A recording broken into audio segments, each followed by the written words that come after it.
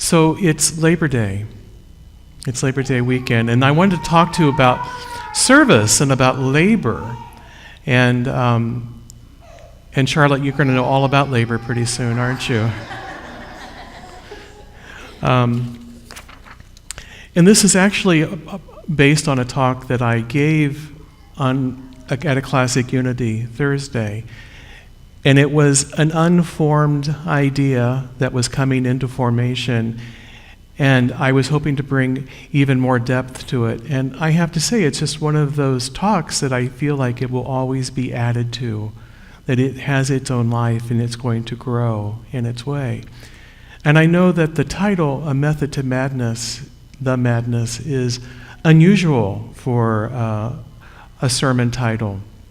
And I agree. But as I was trying to come up with a title, I was like, what am I trying to get at? So sometimes I think that I live in a world that appears to be very mad, very crazy, and I'm not really sure how to negotiate or navigate it sometimes. And the big question comes is, I didn't ask to be born. How many of us said that at least once in our childhood, or we had a child who said it to us, or a grandchild who said it to us? I didn't ask to be born. Or did you? You see, there are so many things that we don't know about our existence. We know that we are naturally formed in nature, and this body comes forward, but we don't know much more than that, really. We assume on faith that we have a soul and spirit, and we assume that because we oftentimes feel that life is much bigger than just this physical presence. It's much more than this. We know more deep down on an intuitive level than has been given to us just in physical experience. In Unity, we don't talk much about reincarnation. I believe that there are probably some Unity ministers who teach it, actively teach it, and some probably never approach it. Maybe some don't even give much attention to it. But there is a principle in Unity, and that is we create the world with our thoughts and our feelings and our actions. We are co-creating with God this experience. And when we have that knowledge, we co-create to the very best of our ability most of the time. We co-create with the love that we wish to project.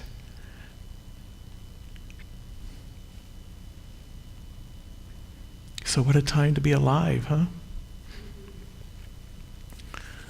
I think I lost a slide, but I'm going to read this to you. So there was a Unity teacher, minister with the name of John Rankin, and he talks about how reincarnation can take effect in a life, and the reason why.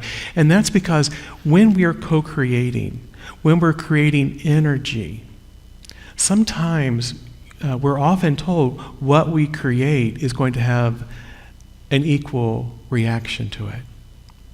That which we act and create has an equal reaction to it. And we often say that there's going to be a karmic experience that's going to carry on with that person. In this lifetime, it's going to come back to them, or perhaps even after this lifetime.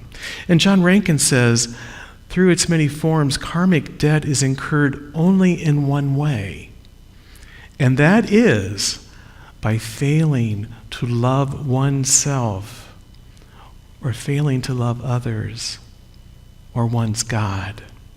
For we owe no man anything but love, and love is the fulfilling of the law. And that's from Romans 18.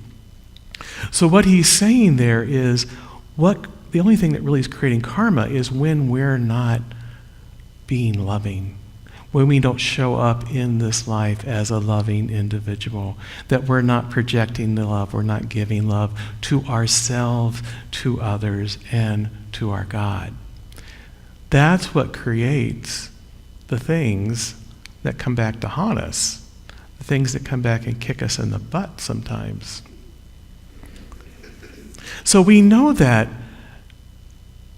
having that knowledge, we live in this extraordinary time. It's absolutely extraordinary in history. And one of the reasons why it is so extraordinary is because we are so connected, at least with information or misinformation, very, very quickly. And living in this time can be extremely exciting because we have so many opportunities. One of the opportunities that we have is that we get to live longer. Isn't that like an incredible thing that's going on? Is that we get to live longer. We get to live healthier. Yes. Thank you. So what a time to be alive. Because we are witness to and we're a participant in a colossal paradigm shift. We don't think about that very often as we're going about our days. Oh, I'm part of the colossal paradigm shift. It's not really a part of our daily thinking, but we are. Every individual here is a part of that shift. And you came to this time and place to be a part of that shift. You are a participant whether you want to be or not. But now that you know that you are a participant, you can bring your best, you can bring your A game to life. You can bring the love, you can bring the best that you have. Now, a paradigm shift, and I was going to do, it's a 20-cent shift because I just love the word paradigm. 2 dimes equal 20 cents. But it's a fundamental change. It's a fundamental change in our approach to underlying assumptions. So just like healthcare, we're living longer because we have such advances in healthcare. We have more knowledge now to know what it means to live a healthy life. Even 30 years ago, the word cancer threatened every person, every family that it entered the life. Now we know cancer in many forms, in many ways, is treatable. That people are cured from cancer. People live long lives if they've experienced cancer.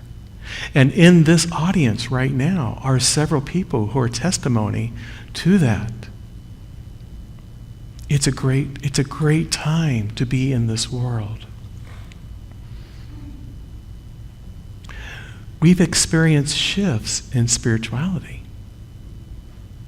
Now, I'm going to guess a century ago, when the Fillmores were starting out, they actually started out before a century ago, but a century ago, they're going full into what they're doing. The information they were providing was news. It was new to the Christian community. And the Fillmores, by the way, are the co-founders of the Unity movement. They brought a titanic shift in how we view our relationship with God. Before, God was an outside source, and that there were good and evil forces that were working for us or against us. And they told us, no, God is all good, and that we're created in that goodness. Now, we're created in this human form, and we have a lot of work to do to get over that challenge. But nevertheless, who we are, our very fundamental being, was created in God's image. That is our source. So what they told us in that was, you're not born into sin. There is a lot of bad behavior going on around you, but you yourself are not a sinner. You're not born into sin. And sin is simply missing the boat, missing the mark. It's the mistakes that every one of us makes. It's the misperceived judgments that we have. It's a great time to be alive. Because that shift in consciousness has really changed the American world as we know it and is going international. What does that mean, though? What that means is the ways that we believe, the things that we believe, are now becoming more mainstream. We are talking mainstream about spirituality in a way that we've never talked about before. We used to confuse spirituality and religion. We used to think that religion was our spirituality. Now, as a culture, we're talking more about our relationship with God and how that is the spirituality.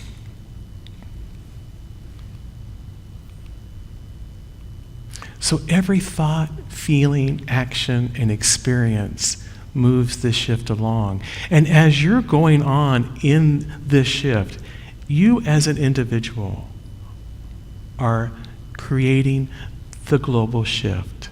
It doesn't feel like much, does it?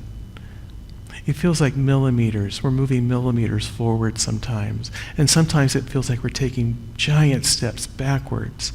But as a group, we are moving forward. And that's so exciting because you're not alone. You're not doing this by yourself. We as a collective are creating this shift. We as a collective are creating that shift every time we decide to act out of love.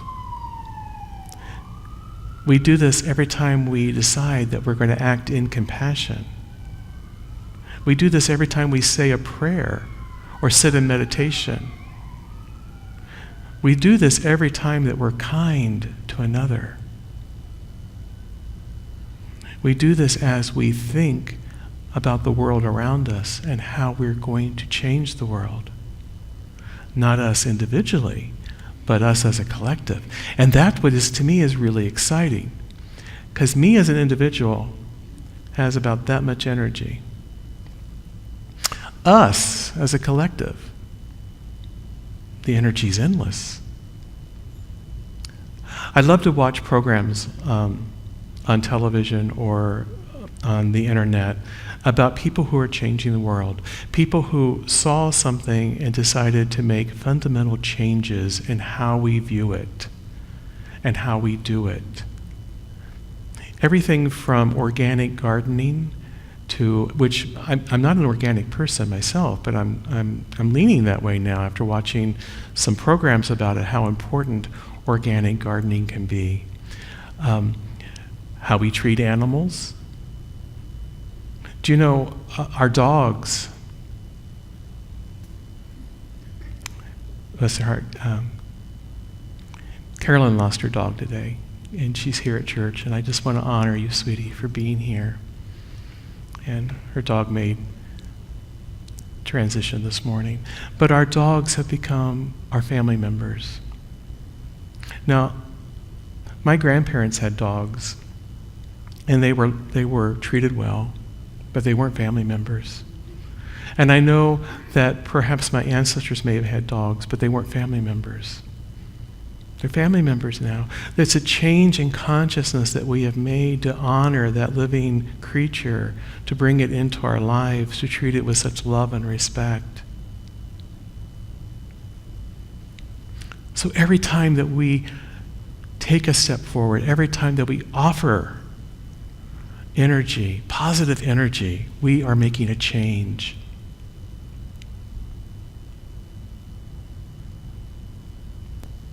Sorry about that. I'm trying to go back to you are chosen. So oftentimes going back to, well, I didn't ask to be born.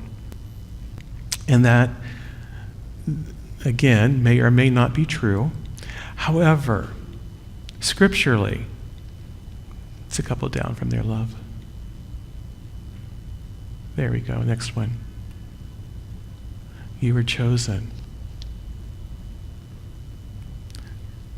John 15:16. I love this verse. You did not choose me, but I chose you.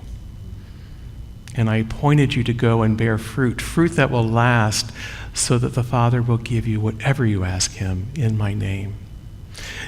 This is when Jesus was choosing his disciples. We have been chosen to be here. And if we feel that our life really didn't matter, or we didn't make much change, it's simply not true. Each one of us has a chain effect of people that we have given love to, that we have supported.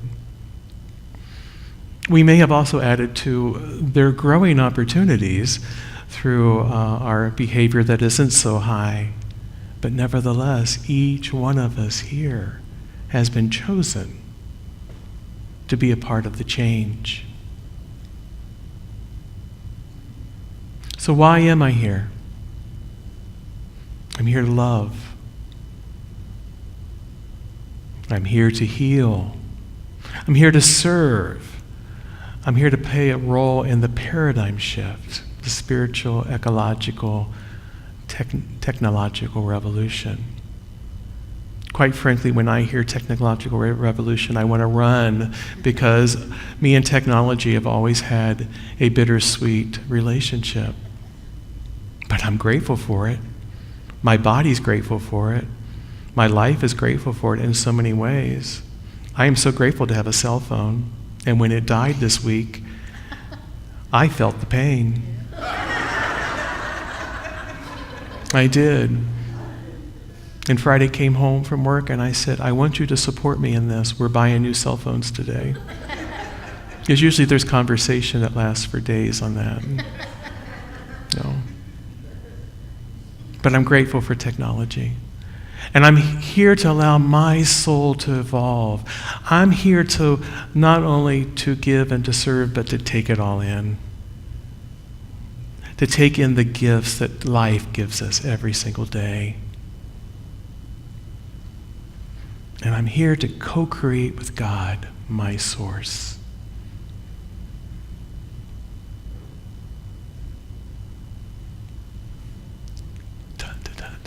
What can I do besides push a button? Which I'm really good at for a lot of people, by the way. not just this device, but apparently I push buttons all the time. What can I do? I can honor my body, my mind, and my spirit. And I can continue with my spiritual practices of prayer, meditation, affirmation, forgiveness, and gratitude. And don't forget, forgiveness and gratitude are a spiritual practice. They are a part of your moment-to-moment, everyday life. I can live mindfully and with intention. I can enjoy the experience, and I can affirm light and love and healing wherever I am. That's one of the reasons why I love you folks so much, because you affirm that constantly. I see you affirm it with each other, and I see you affirm it in your own life. Oh. I got button happy. And I can live with faith. I can live with faith that this great paradigm shift, this moment of what I'm living in, whatever that I perceive that I am experiencing, I can believe that it has a higher purpose, even in its messiness. I can believe that it is there to heal our world in some way, somehow. I can hold on to that. And that is part of my role. And that's part of our role, is to hold on to the faith. To know that there is a bigger plan at play, and we are part of that plan. And I so wish that I had gotten a handbook that told me what my role was and how to do it, but I didn't, and neither did you. And you get to figure it out on your own, but just know whatever you're doing, keep it up. Keep doing it. Keep loving. Keep spreading joy. Keep remembering that God is love and that I'm an expression of that love. Will you join me in prayer?